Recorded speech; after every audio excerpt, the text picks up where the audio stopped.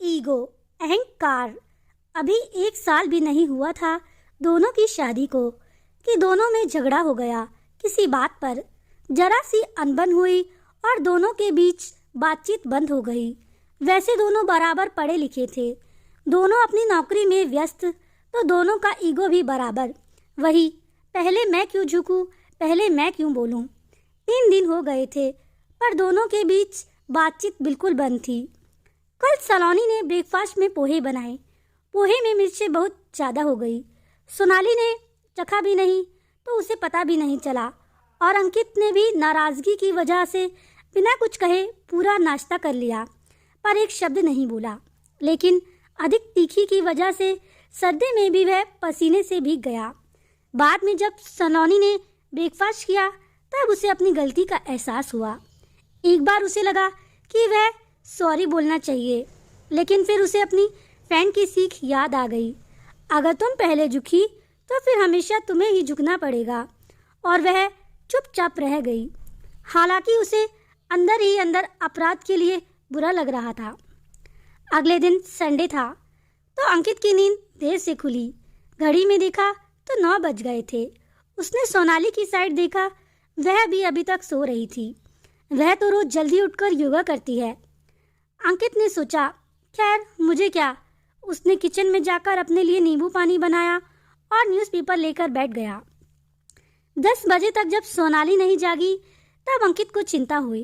कुछ हिचकिचाते हुए वह उसके पास गया। सोनाली, 10 बज गए हैं, अब तो जागो। कोई जवाब नहीं दिया। 2-3 बार बुलाने पर भी कोई जवाब नहीं मिला। तब वह परेशान हो गया। उसने सोनाली का ब्लैंकेट हटाकर उसका चेहरा थपथपाया तो उसे बुखार था। वह जल्दी से अदरक की चाय बना लाया और अपने हाथों का सहारा देकर उसे बिठाया और पीठ के पीछे तकिया लगा दिया। उसे चाय दी। कोई दिक्कत हो तो नहीं रही कप पकड़ने में? क्या मैं पिला दूं? अंकित के कहने के अंदाज में कितना प्यार था। यह सोनाली फीवर में भी महसूस कर रही थी। मैं पी लूँगी, उसने कहा। सोनाली भी बेड पर बैठी चाय पीने लगी। इसके बाद तुम आराम करो, मैं मेडिसिन लेके आता हूँ। सोनाली चाय पीते पीते भी उसे देख रही थी। कितना परेशान लग रहा था। कितनी परवाह है अंकित को मेरी। कहीं से भी नहीं लग रहा कि 3 दिन से हम एक दूसरे से बात भी नहीं कर रहे, और मैं इसे छोड़कर मायके जाने का सोच रही थी। कितनी गलत थी मैं। क्या हुआ? अंकित ने उसे परेशान देखा। सिर में दर्द तो नहीं हो रहा? आओ मैं सहला दूं। नहीं अंकित, मैं ठीक हूँ। एक बात पूछूं? हाँ बिल्कुल, अंकित ने सहज भाव से कहा। इतने दिनों से मैं तुमसे बात नहीं कर रही थी, और उस दिन ब्रेकफास्ट में मिर्च भी ज़्यादा हो गई थी। तुम बहुत परेशान हुए, फिर भी तुम मेरी इतनी केयर कर रहे हो।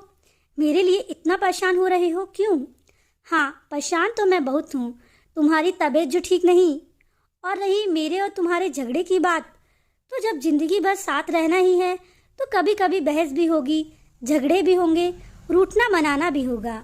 2 बर्तन जहाँ हो वहाँ कुछ खटपट तो होगी ही।